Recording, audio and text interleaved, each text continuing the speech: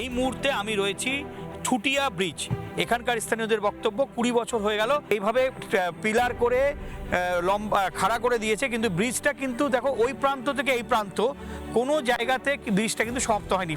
এই রাস্তাতে জীবনের ঝুঁকি নিয়ে চলতে হয়। দূর থেকে যে দেখা যাচ্ছে ওই যে বাঁশের যে মাচা, এই বাঁশের অস্থায়ী মাচা দিয়ে মানুষকে চলাফেরা করতে হয়। ভোটের সময় আসছে, তখন তো আমাদের সব আসছে বলছে আমরা কাজ করে দেবো। ভোট চলে গেল, কাজ পড়ে থাকলো।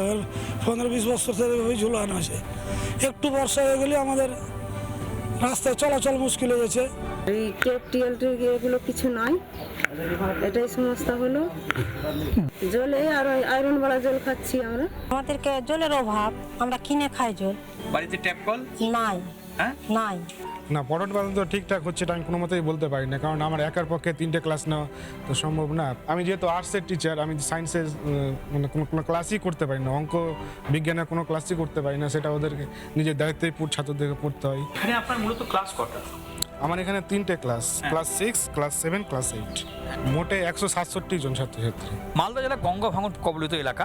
আমরা মালদার রতুয়া যে কাহালা অঞ্চলে শিবপুর ঘাটে রয়েছি। প্রতিনিয়ত এই ফুলাহার গঙ্গা ক্রমশ এগিয়ে আসছে গ্রামের দিকে। ভাঙন একটা বড় সমস্যা। প্রতিটা মুহূর্তে কিন্তু এখানে বালি যে পারগুলো রয়েছে সে পার কিন্তু কেটে যাচ্ছে, সেই ছবি। কারণ গঙ্গা ভাঙন এক মালদা জেলার সবথেকে বড় সমস্যা। প্রতিবারই এই গঙ্গা ভাঙনে মানুষের বসত ভিটা বাড়ি ঘর সব জলে তলিয়ে যায়। এখনও অনেকে আজকে পুনর্বাসন পায়নি, অনেকেই আজকে তিপালের নিচে খোলা আকাশের নিচে বসবাস করছে। সবাই বলছে যে কাজ করবো, ভোট দাও, কিন্তু শেষের বেলায় কেউ কাজ করে না।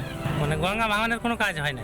জমিন জায়গা সব নদীতে পড়ে গেছে, আর কোনো সরকার কাজ করতে পারছে না। প্রত্যেকবার বন্যা হচ্ছে, আবার নদী কেটে সব ভেসে গেল। 20-25 বছর হলো একটাও কোনো কাজ করেনি। গঙ্গা ভাঙনটা 1 নম্বর প্রশ্ন।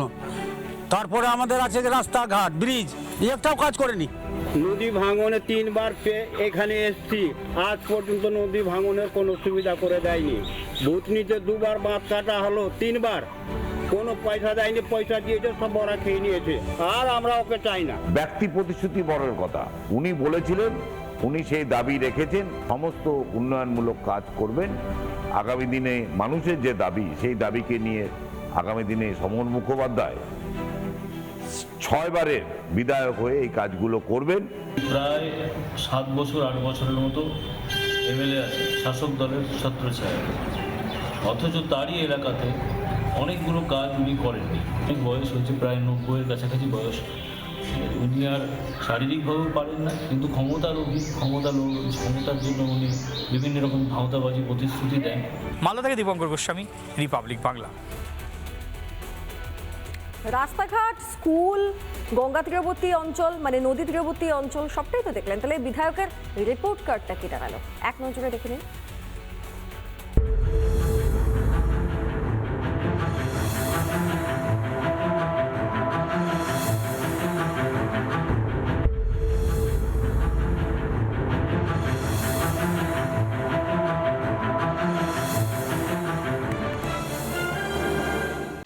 নানা ধরনের কন্টেন্ট দেখার জন্য লাইক করুন, শেয়ার করুন আমাদের ফেসবুক পেজ, সাবস্ক্রাইব করুন আমাদের ইউটিউব চ্যানেল। পাশাপাশি অন্যান্য ব্রেকিং নিউজের জন্য অবশ্যই চোখ রাখুন রিপাবলিক বাংলায়।